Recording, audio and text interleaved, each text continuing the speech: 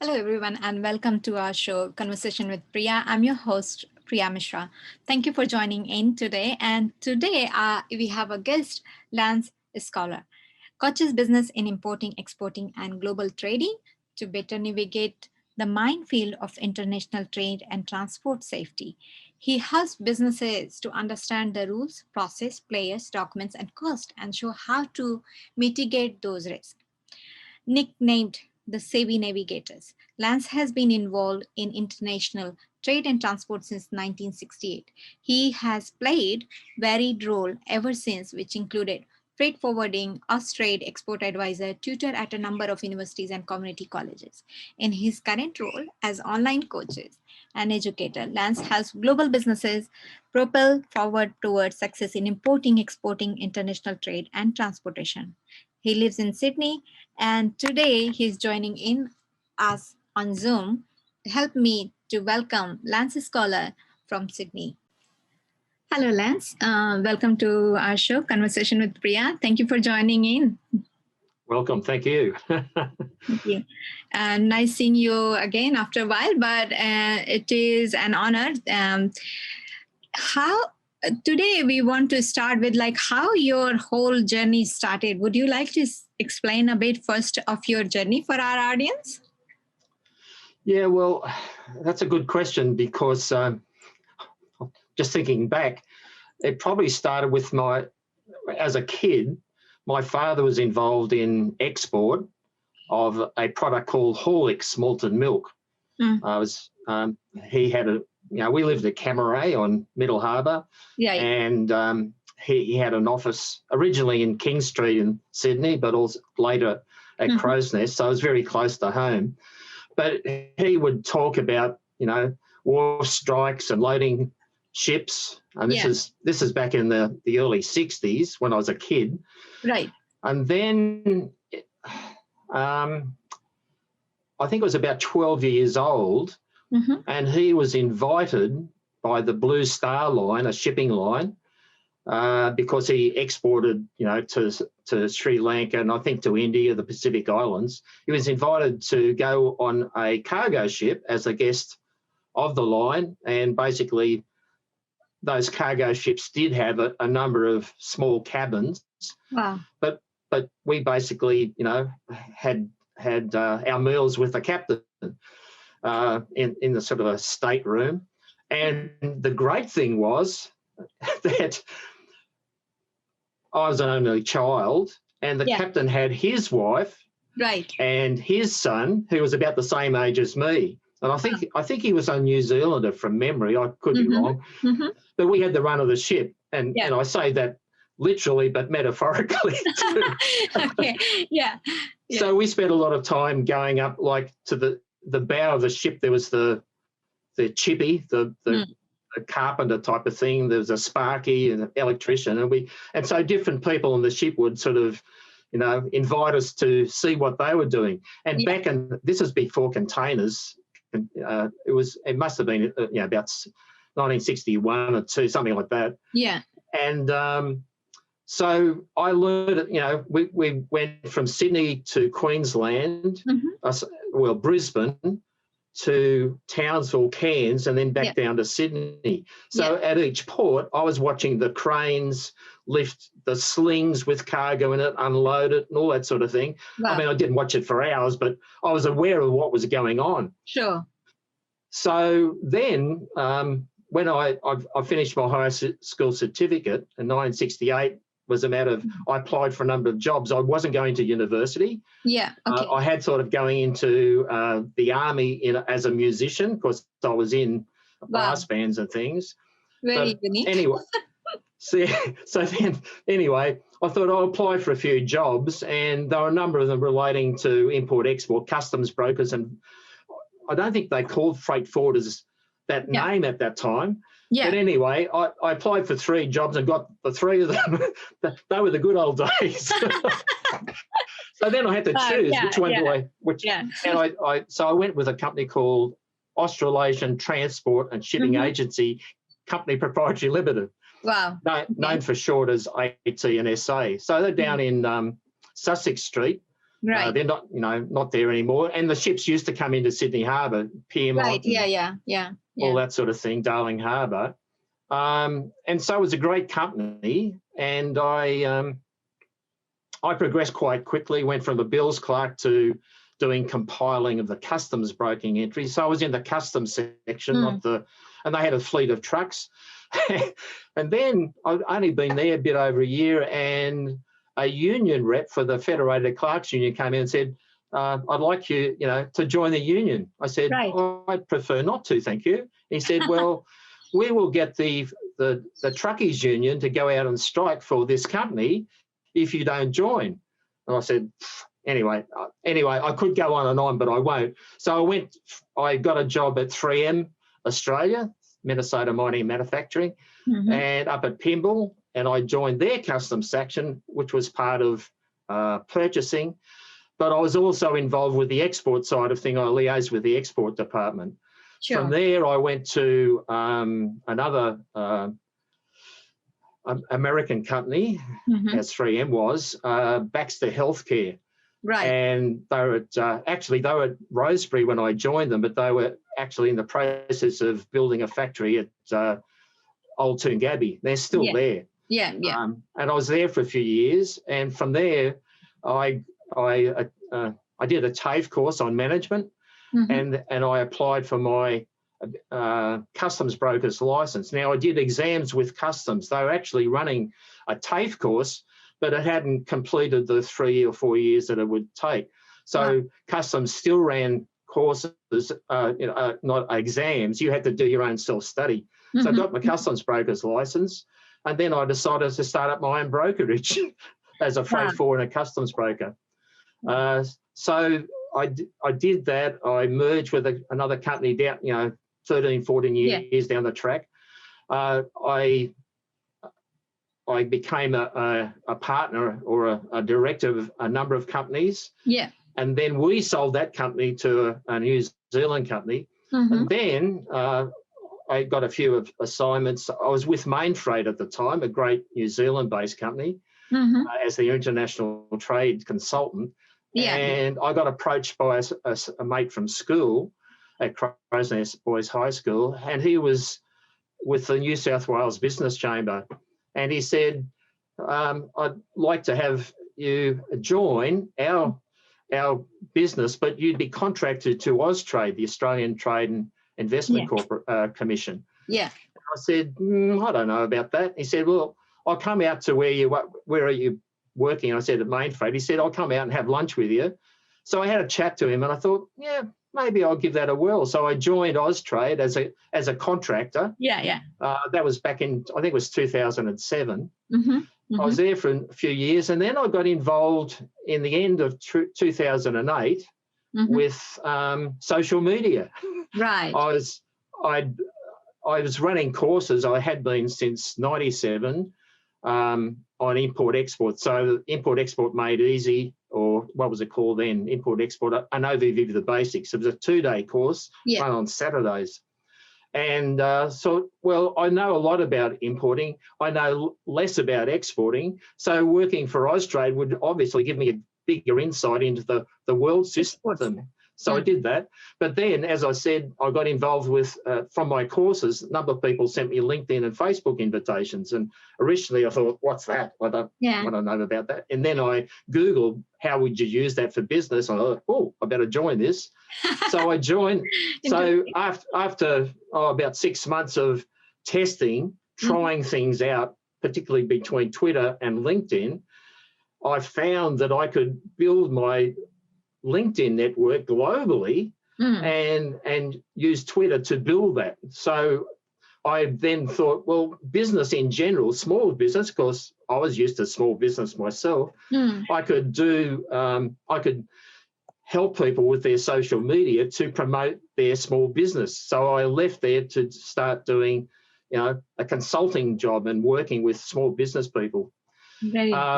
So that I did that for a number of years, and then I thought, the people that I work with, it was great, I helped them, but once I left, you go and look at their social media, their Twitter, their LinkedIn, maybe their Facebook or whatever, and it just went zero. They did nothing. Yeah. They don't maintain it. Yeah. They paid me to help them, but I felt, what was the point of that?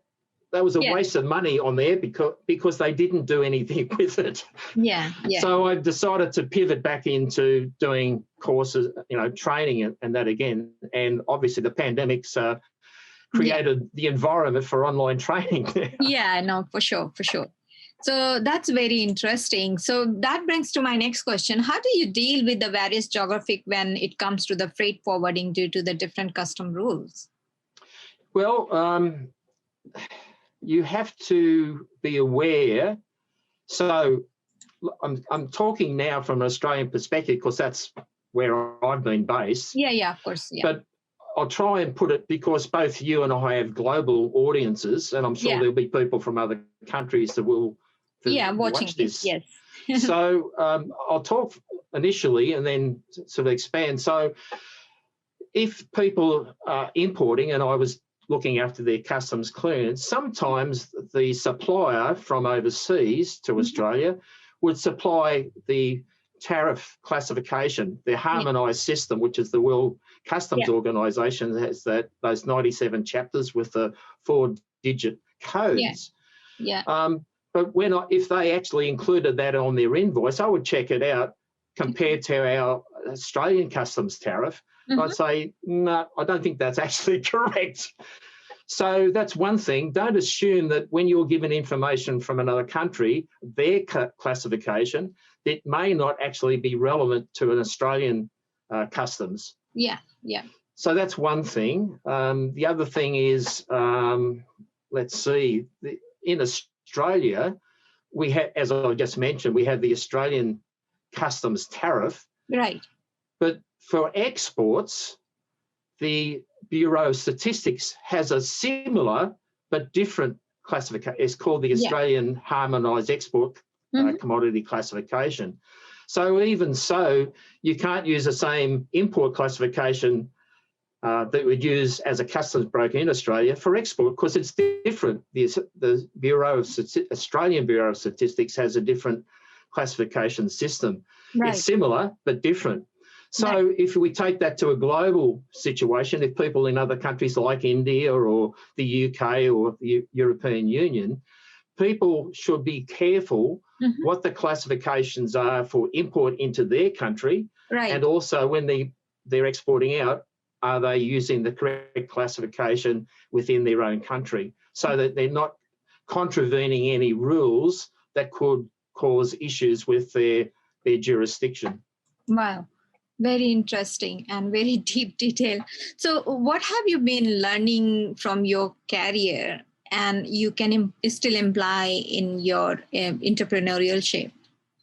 I guess some of the important things to consider is learn. This is a phrase I coined a number of years ago in my courses. Sure. Learn to love your documents. Now, I don't love documents. My career has been dealing with other people's documents. Right. But the thing is, I don't love them.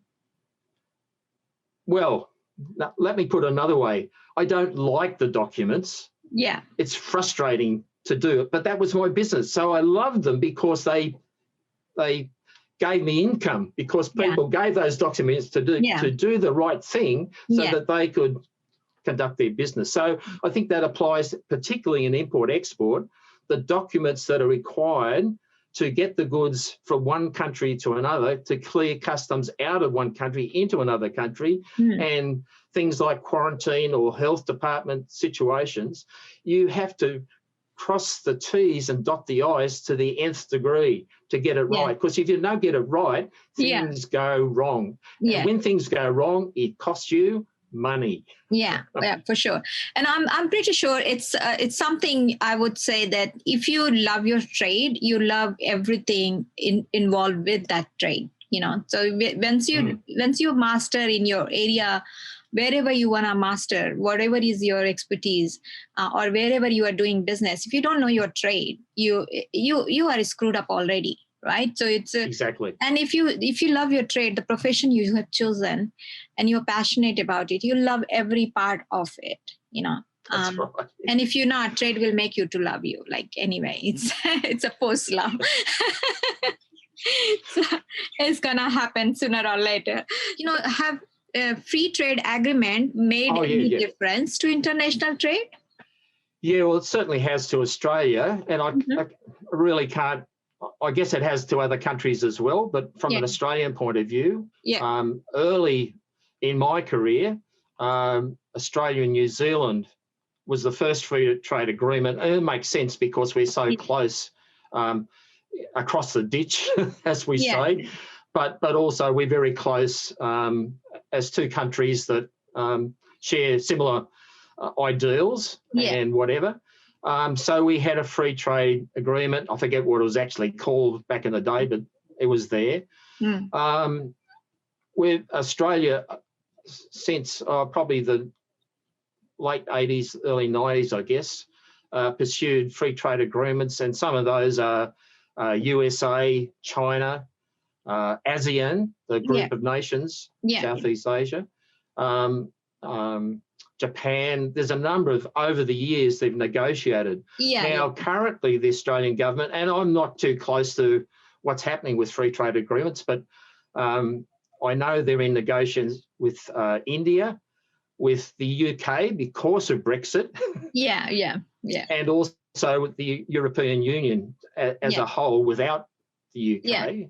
So, and some other countries that they're negotiating with at the moment. Now, the benefit of free trade agreements, two things from an importer's point of view, that if there's a free trade agreement with the country that the supplier is sending their goods from, you can get a reduced duty rate that's been agreed by both countries.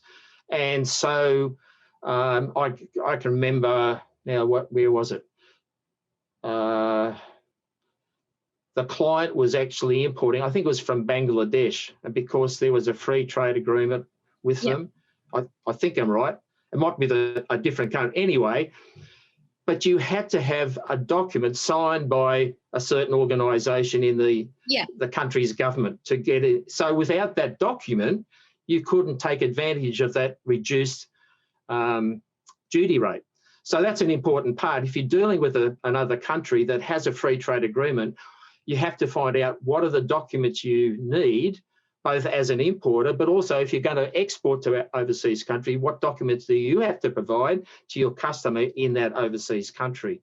So there's some things that are really important. It makes life. And I heard that there are a lot of recent agreements happens with the EU, some treaty signed up. There are huge treaty happens with all Asian countries, and Asia was also part of that. India refused to join in that one. But that is gonna be a very big contribution to the overall GDP. So there are a lot of things happening in that space, and I think it is neat, considering the current situation in the whole overall trade going on. It is going to be very different situation overall, but I'm sure going forward it's going to only improve. Like, could you explain now how can companies overcome the challenges to the international trade from the COVID-19 epidemic? Well, there's many, but let's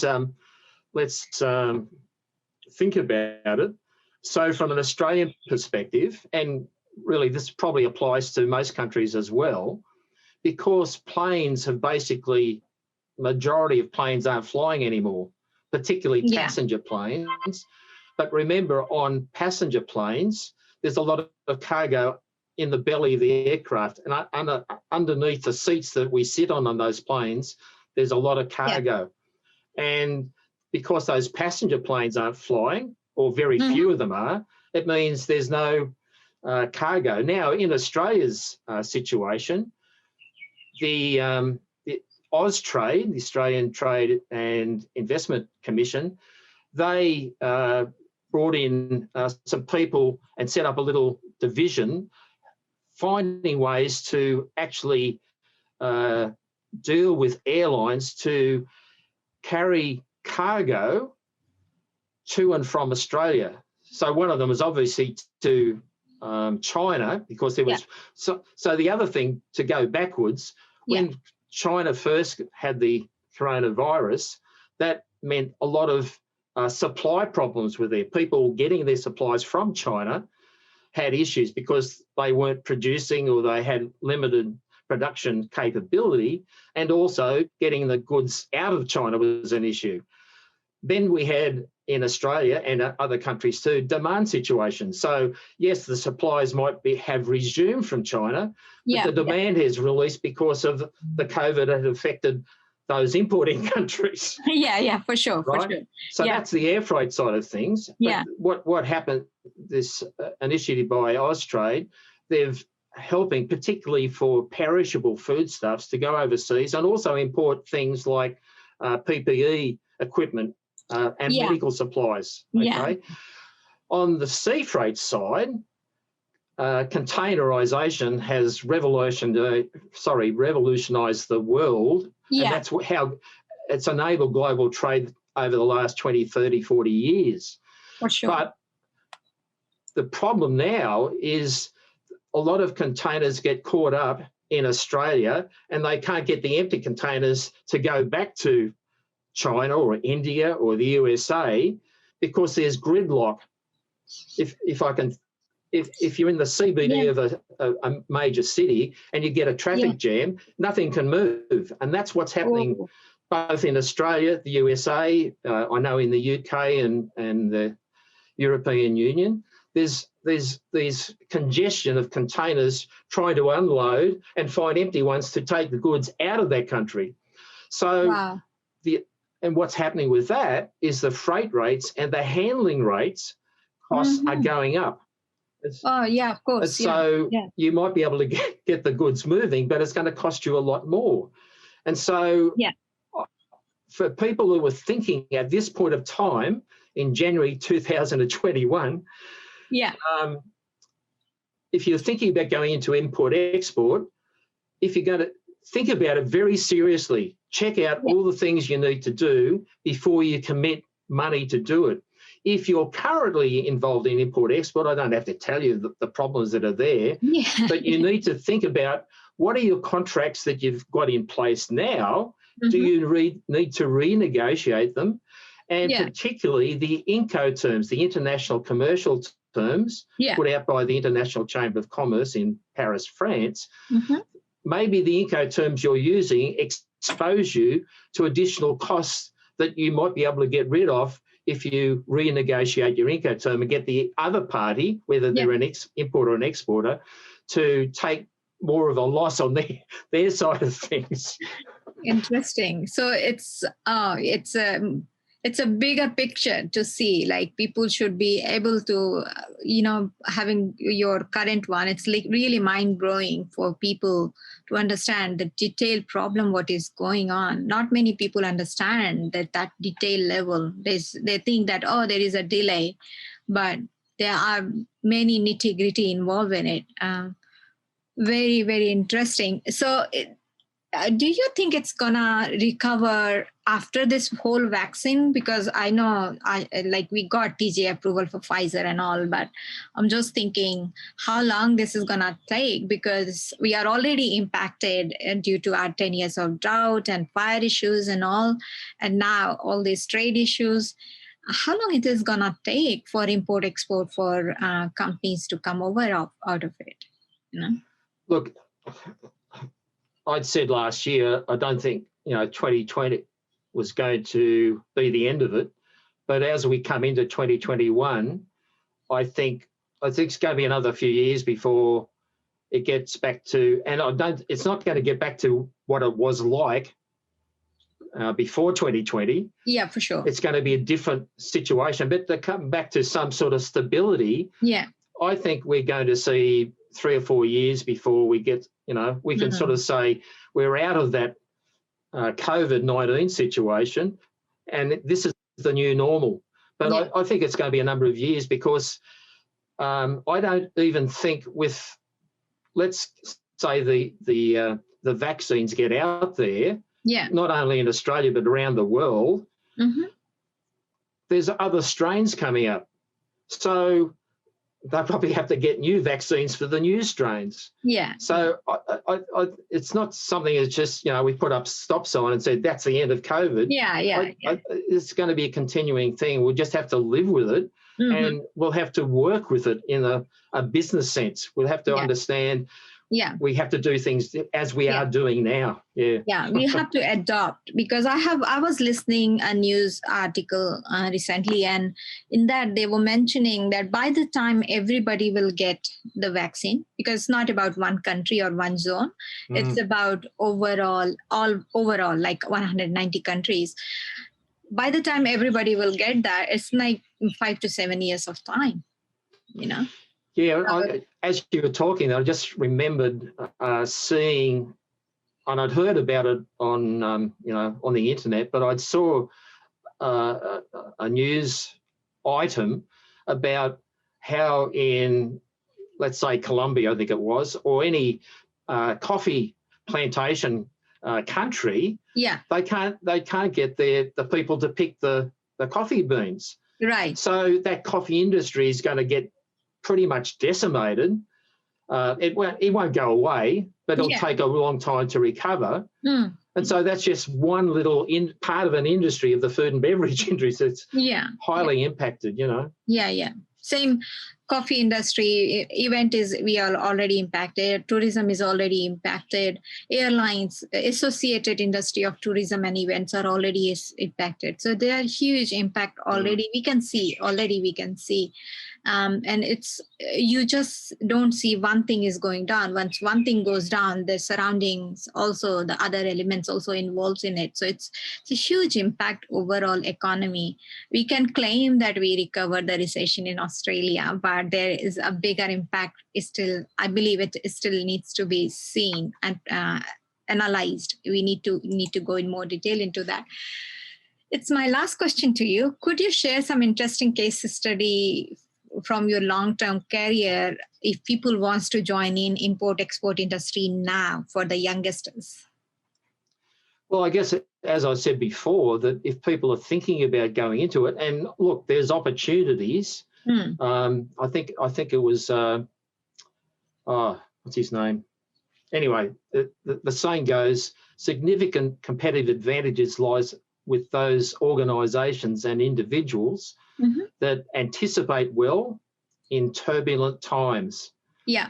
Now, I think it's the father of modern marketing. I can't think of his name at the moment. Yeah. But anyway, that's the saying. So there's going to be people, and in fact, I had a call from a former student of mine. She did my course, 2-day course, back in September 2009. Wow. And she contacted me. She says, we've got TGA and FDA, the Federal Drug Administration in the USA, approval for these face masks, their nanotechnology and that. Yeah. And she said, I want help to be able to export them. So I've gone through a number of things with her, and she's having some meetings today.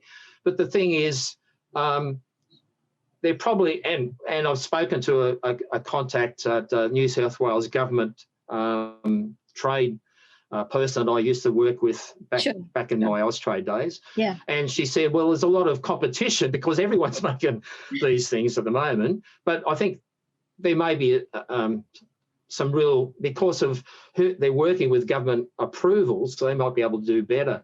Yeah, but even and it's so, also about marketing narrative, how you actually pass the message. Yeah. But I said, have you had any experience? He's got a business partner in it. Has he had an experience with export or import? No.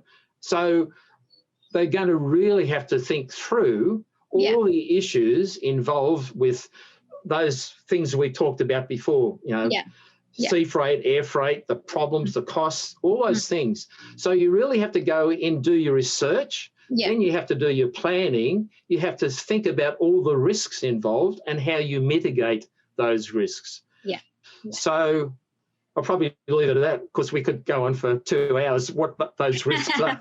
No, very interesting. Yeah, of course, they have to go and do the detail. And you have nailed down a lot of nitty-gritty details people should go and think about it. It's a really very unique industry for sure. And it has a lot of opportunity and scope to grow.